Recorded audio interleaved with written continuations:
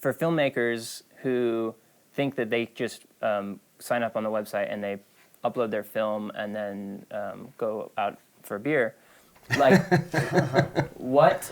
Which is what most filmmakers really just want to do, right? That's what we all want to do, right? Exactly. Well, for me, it's like, yeah, it's a philosophical thing, because as a filmmaker myself, I released my film on Vimeo on demand, and it was this long process of like, should I even be like thinking about this? A lot of the traditional system is built around that like strict handoff, you know, of like, I'm the creative and you're the entrepreneur and you're the business, and I sort of just like sell it to you and give it to you and then you take over from there.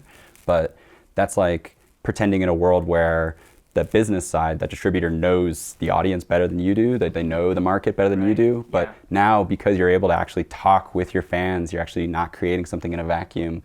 The people who created it usually know the most about it and can have the most success with knowing, like, you know, the right blogs to talk to or the right subreddits to post on, that kind of stuff. Even like with startups, I think you see the same thing where it's like, it's always good to have greater than one co-founder, because you can have one who focuses more on product and one who focuses more on the business. And I'm always curious like how to develop more of a structure with that with film, where like a filmmaker comes into a project and brings on you know, a producing partner really early on, like from the beginning.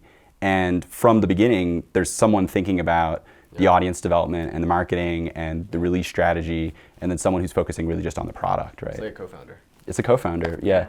We think if you look at the way distributors market movies, they're marketing them 12 months out, 18 months out. They're doing that for a reason. There's so much noise online. You've got to break through that noise. You've got to find your audience. You've got to reach your audience. In my opinion, you only really have one big shot at releasing your movie. And it's about using your trailer to create a sense of urgency, building up community around it, getting a release date that's far enough out, and putting literally as much effort, probably more effort, into the campaign, if you want to do it yourself, than you would do in actually crowdfunding something and putting it together and producing something. So it's a big, you know, do filmmakers want to do that, or do they not want to do that? If they don't want to do that, then I still see a big role for distributors.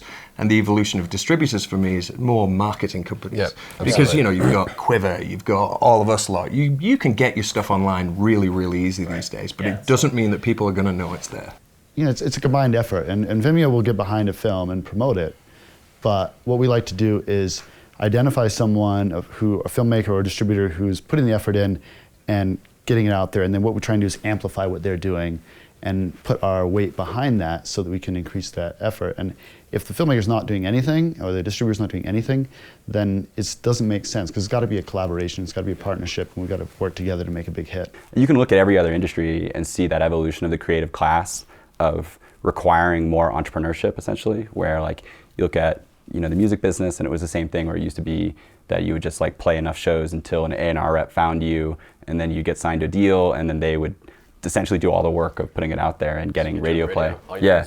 Yeah, but now it's like, of course you have a SoundCloud channel. Of course you are doing work on your own. Of course you're building up your own audience. And same thing with books. I'm sure you guys see this all the time too, right? Because you're across every kind of media where, I mean, it used to be write a great book and then sell it to a publisher, and then they take care of it. And then it's the same thing with film, and that's the traditional model that's existed for the last 30 years. But if you look at the internet, you look at all of the success of anybody in any media online, it's because they acted as much as a creative as an entrepreneur.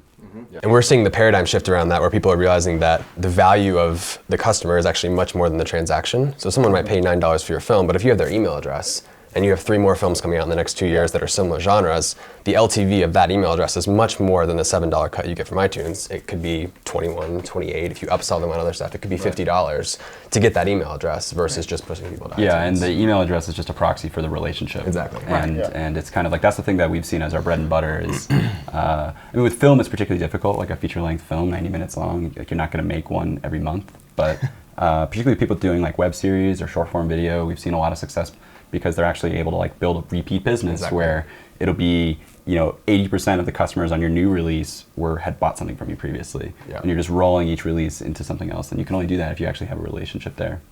Yeah, but it's about that personal brand. Yeah. And a lot of filmmakers aren't comfortable with being That's that brand. Entrepreneurial thing again. Yeah, yep. And it was really, really necessary in our world, because if you want to be the sort of artist who hides behind his work, your work's not going to get seen.